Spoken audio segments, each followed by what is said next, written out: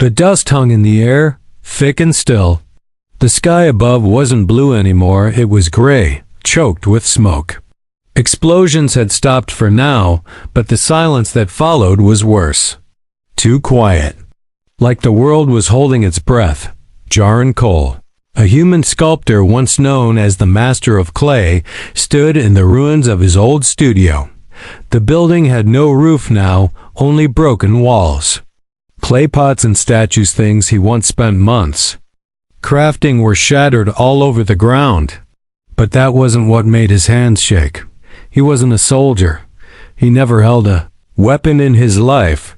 But the war had come anyway. It wasn't Earth's war. It had started far away in another galaxy, between two ancient alien races, the Threx and the Ixari.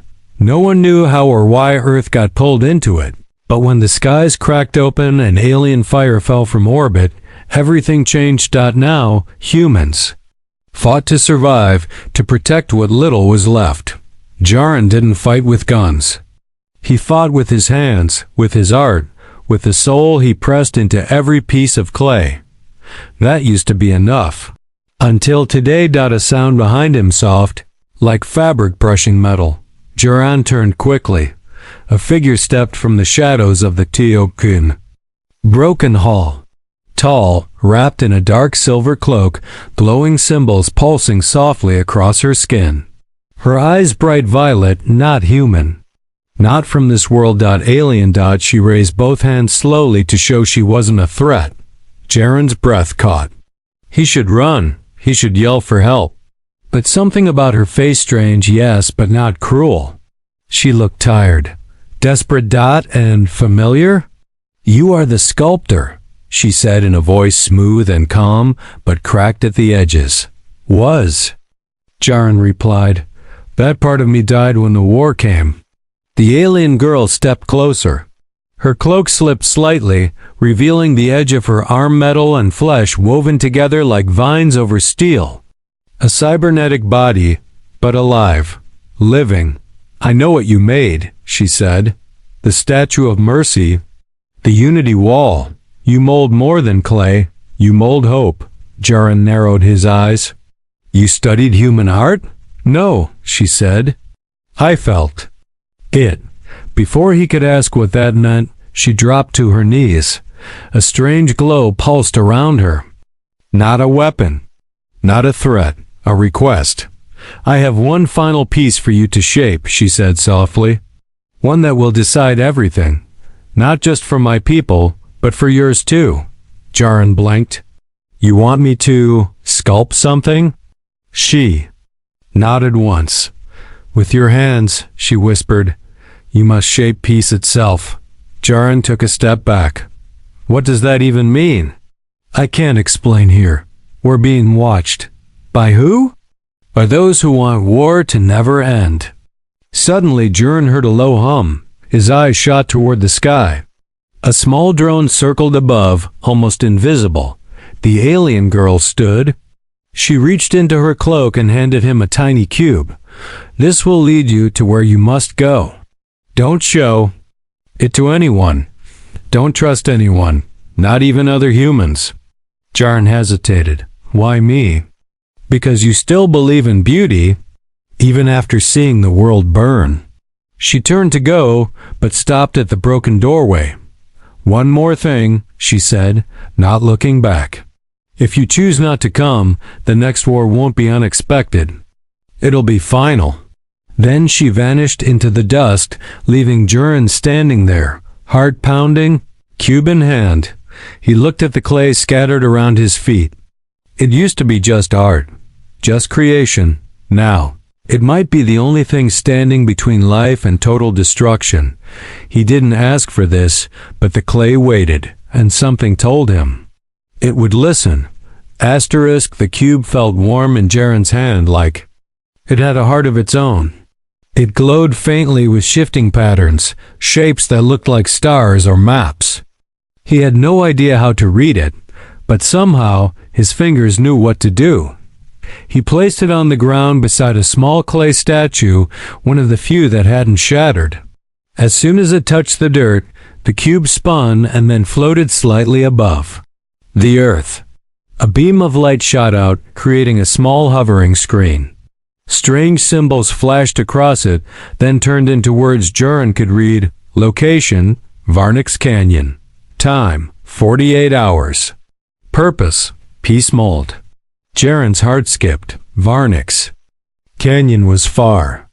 Past ruined towns, broken highways, and dangerous zones full of scavengers and leftover alien tech traps. No one went there anymore. And what was a peace mold? He didn't know. But the alien girl's face kept flashing in his mind. Those violet eyes, her calm voice, the way she knelt before him like he was more than a broken man in a shattered world. He packed quickly. A few tools, some clay, old, cracked but still usable, and the small statue of the Mother of Mercy he once sculpted during the early days of war. He wasn't sure why he took it. Maybe he needed something to remind him who he used to be. Before he left, he looked around one last time. The studio was nothing now, just ash and silence. But something inside him had shifted.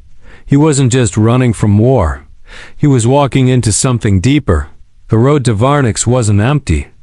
Drones still patrolled the sky. Muted explosions echoed in the distance. A few wild dogs watched him from the brush, their eyes glowing from some alien virus they'd picked up. But none of them approached. Jaren had learned to walk quietly. He reached the edge of the canyon just as the sun dipped low. The sky turned red, then violet, almost like the alien girl's eyes. At the canyon's base, black stones formed a spiraling path that led into darkness. He hesitated at the edge. Then he heard footsteps. He turned fast, heart pounding. But it wasn't her. A man stepped out of the trees tall, wearing old soldier gear patched with alien fabric.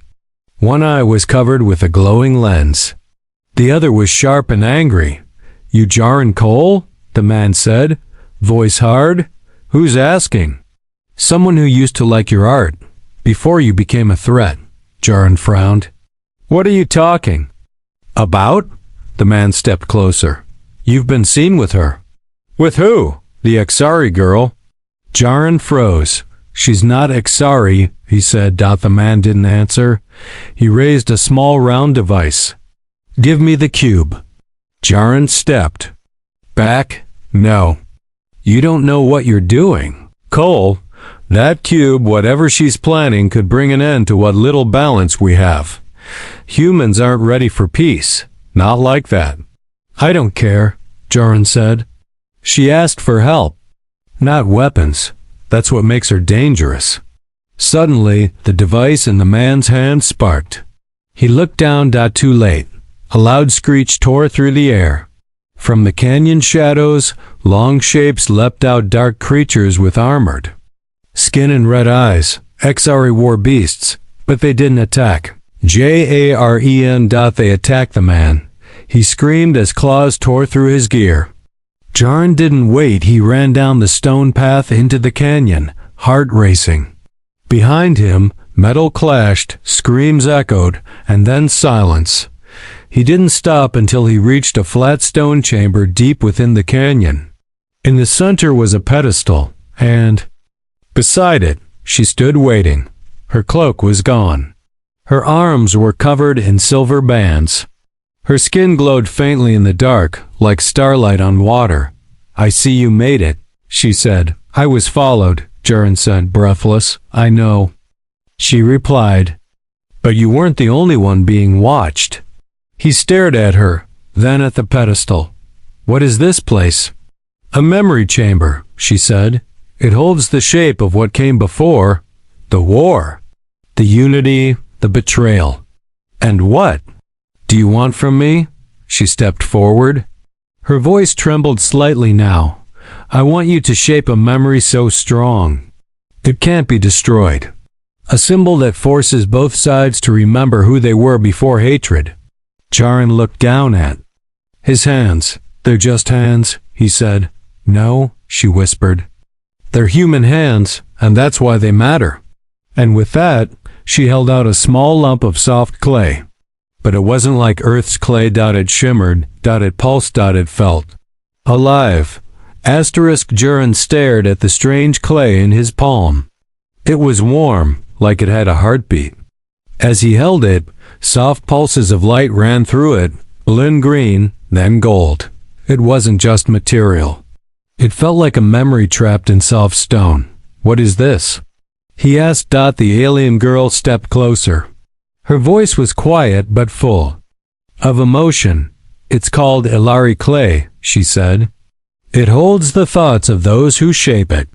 Every feeling, every vision you put into it becomes part of it forever." Jaran looked up, unsure. "You want me to make something that speaks to everyone?" She nodded.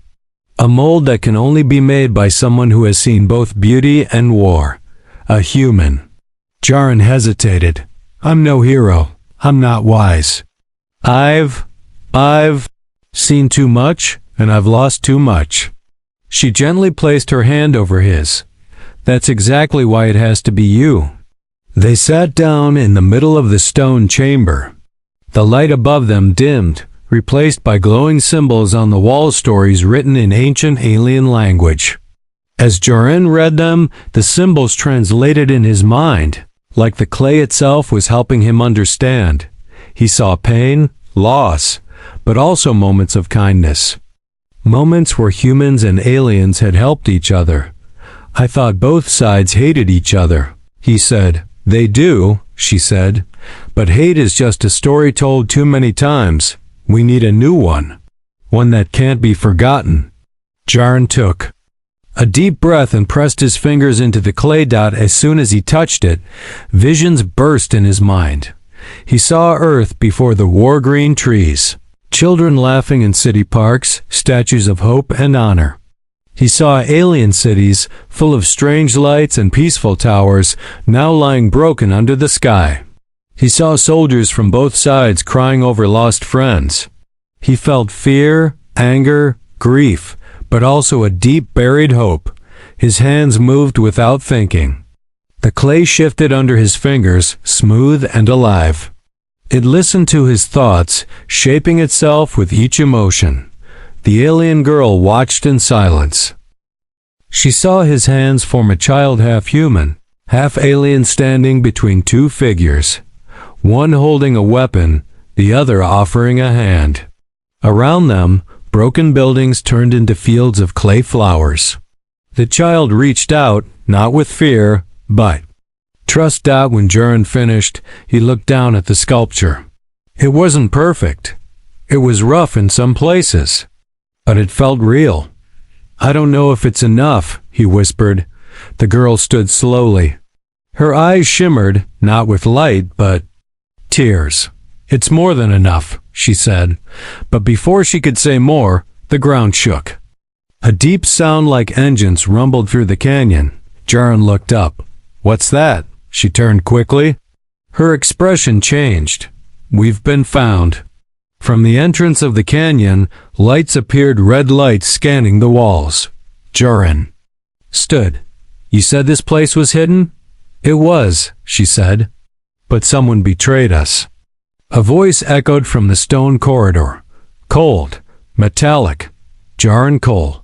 "Step away from the Ixari." He stepped in front of her. "She's not the enemy." Soldiers appeared, humans in gray armor, faces covered by dark visors. One held a weapon, pointed at Jaran's chest. "The peace mold is dangerous," the soldier said. "You don't understand what you're building." Jaran shouted, "It's just a sculpture." "No," the soldier said. "It's a message. And some people don't want that message to spread." The alien girl whispered, "They fear it'll end the war too soon, before they profit from it." Jaran gritted his teeth. "So what now?" The soldiers moved closer, and then something happened. The sculpture, still glowing, flashed bright gold. A shockwave of light pulsed through the room. Everyone froze. In that light, every human soldier saw something different. One saw his daughter's face. Another saw the moment he first held hands with an alien child after rescuing her from rubble. Peace mold showed them their own hidden memories. When the light faded, the soldiers looked shaken. They didn't shoot. They didn't move. Jurin turned to the girl. "What did I just do?" She smiled for the first time. "You reminded them they are still human." But the danger wasn't gone. One soldier stepped forward, shaking off the vision. "Orders are orders." And he raised his weapon again. The weapon pointed straight at Jaren's heart.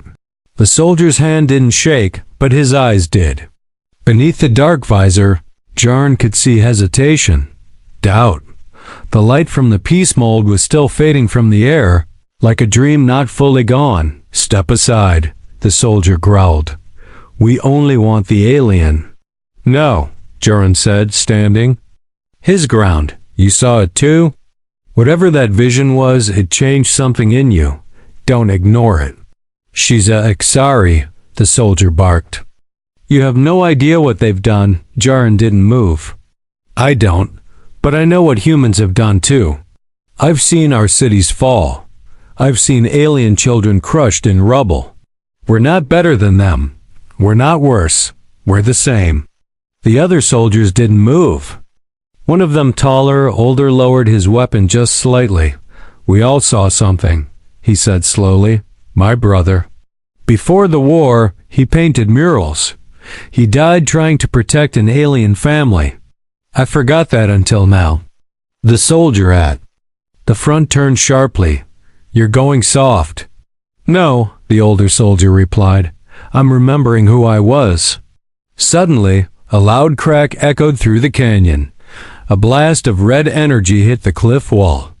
Everyone ducked. Dozens of new figures appeared at the canyon edge, black armored troops, with green insignias glowing across their helmets. Not human, not Ixari, Threx. "Down!" The alien girl shouted, pulling Jaren back. The Threx fired without warning. Beams of light shot across the chamber, smashing into the stone. The peace mold shook on its pedestal. "They want it," the girl said. "If they destroy it, the memory will vanish forever." Jaren grabbed the sculpture and held it close. "What do we do?" The alien girl looked around, then raised her hands. Her silver bands glowed. "Cover me," she said. "I can open a path, but I need time." Bullets flew. One human soldier screamed as he was hit. Another dived behind a broken column, firing back with shaking hands. Jaren looked at the alien girl. Her face was calm, focused. Energy flowed from her body into the floor, drawing symbols that lit up with pale blue fire. Jaren turned to the older soldier. "Will you help?" The man nodded. "You protect the art. We'll hold the line."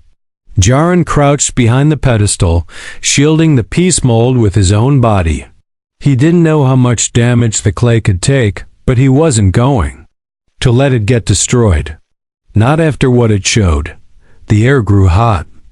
The room shook as the Threx pushed forward.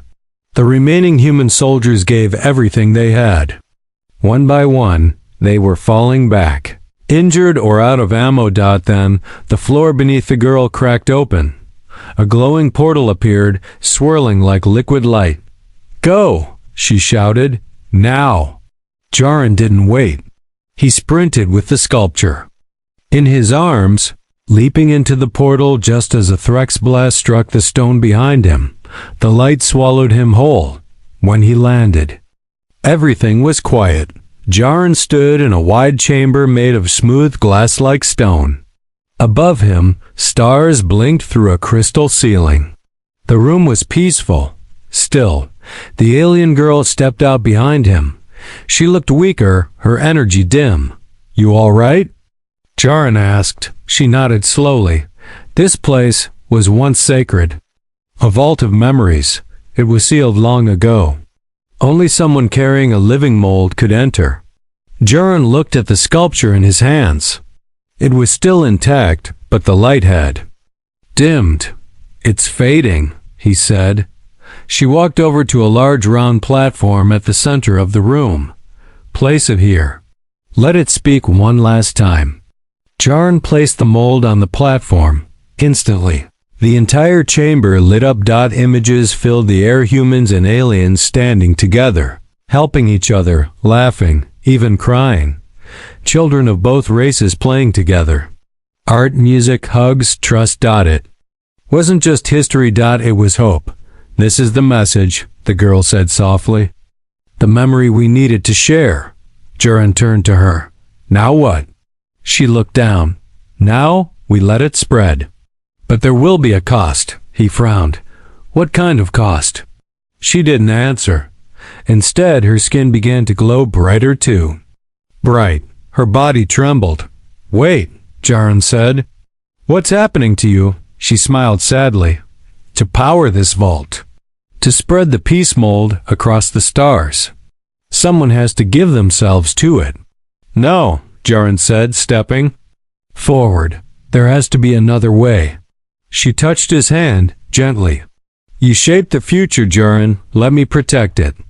And then, before he could stop her, she stepped into the light. Her body melted into the air, shimmering like stardust, until there was nothing left but her voice. Let them remember. The chamber dimmed. The peace mold stood alone on the platform, glowing softly. And far above the planet, invisible waves began to spread, carrying her sacrifice and Jaron's creation to every world. Every mind. Jaron stood frozen in the quiet chamber. The alien girl gone. Her body had dissolved like light in the wind, leaving behind only the peace mold, glowing gently on its pedestal. But Jaron could still hear her voice in his mind, soft as a whisper. Let them remember. He dropped to his knees, heart pounding. He didn't cry. He couldn't. He just stared at the spot where she vanished, wondering why her sacrifice felt heavier than the war itself. She trusted him, and now he was alone. The chamber around him hummed gently. A new sound echoed like a pulse in the stone. It vibrated through the floor and the air, almost like a heartbeat. The peace mold had activated something. Above, the glass ceiling shimmered. A strange pattern formed, circles spreading outward like waves. Jaron watched in awe. Then a voice rang out. Not hers this time. This one was ancient, deep, alien, but it still spoke in a language he understood. Signal released. Memory web. Expanding. Observation begins. Jaron's breath caught. The peace mold wasn't just a sculpture. It was a signal broadcasting across space, showing people across the galaxy the truth. The memories, the hope, but also the danger. As the wave spread, not everyone welcomed it. On a dark station far from Earth, a tall Threx leader stood before a giant screen. He watched the pulse move through star charts, reaching planet after planet. The image of the mold, the human-crafted symbol of peace, was being seen. His fists clenched. This is not peace, he growled. This is infection. Another Threx. Commander stepped forward. We tried to stop it at the canyon. The girl was terminated, but the human escaped. The leader's voice turned cold. Then find him, erase the signal. Crush the mold. If peace spreads, we lose control. Back. On Earth, other humans were reacting too. Some praised the message. Some cried at the visions. But others, leaders, warlords, arms dealers, saw their power shaking. One of them, General Voss, stood in a shadowy war bunker, staring at the hologram of Jaron's face. This artist has become a threat, Voss said. Track him, hunt him, and when you find him, silence him. Inside the memory vault, Jaron finally stood. He didn't know what would happen next, but he knew he couldn't stay. He picked up his tools, wrapped the peace mold carefully in soft cloth. It was his to protect now. Not just a statue, but a living memory, and the last piece of someone who believed in him. He walked through the chamber, guided by glowing paths. One led to a stairway carved into the rock, leading upward, into the unknown. When he stepped outside, It was night. The stars above looked clearer than ever. For a moment, it almost felt peaceful again, until he saw the fire in the sky. A ship was coming down, fast, too fast. Jurin ran toward a nearby ridge.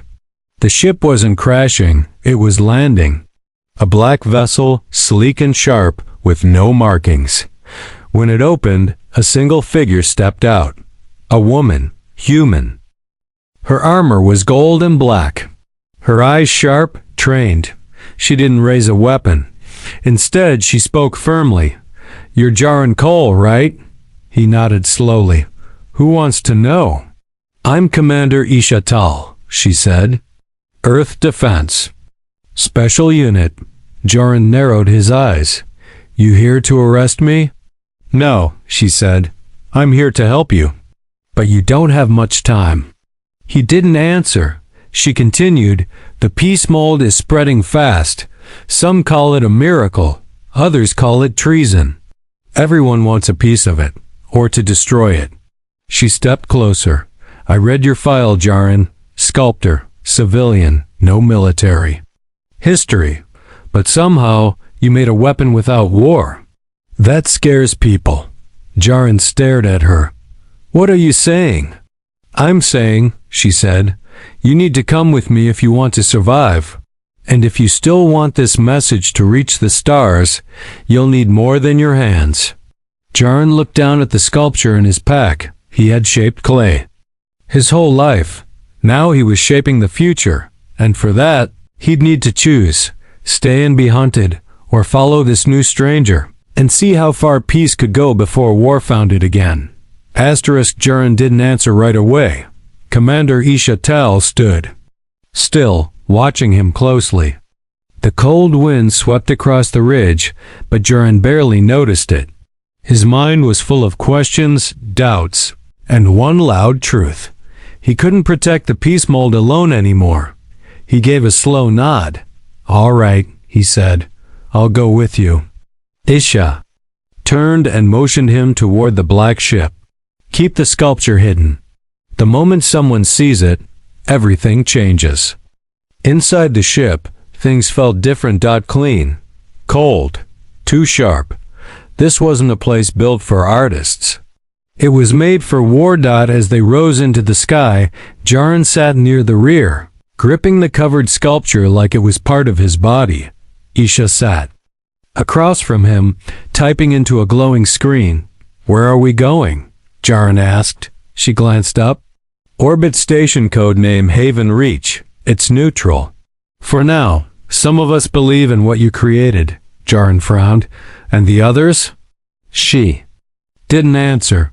Outside the window, Earth shrank. The stars grew brighter. And in the blackness of space, he felt more alone than ever. Haven Reach was massive, floating above Earth's upper atmosphere. It looked like a shining wheel made of silver and steel. Inside, hundreds of humans, aliens, and peace envoys worked. Side by side. Some looked hopeful. Some looked afraid. Jarin followed Isha through the docking bay, past guards and diplomats. Whispers followed them. "That's him. The sculptor. Is that the mold?" He held it tighter. Inside a secure room, a group of important-looking leaders waited around a long table. Human generals, alien ambassadors, scholars, and the head, a woman in a white coat, eyes sharp as glass.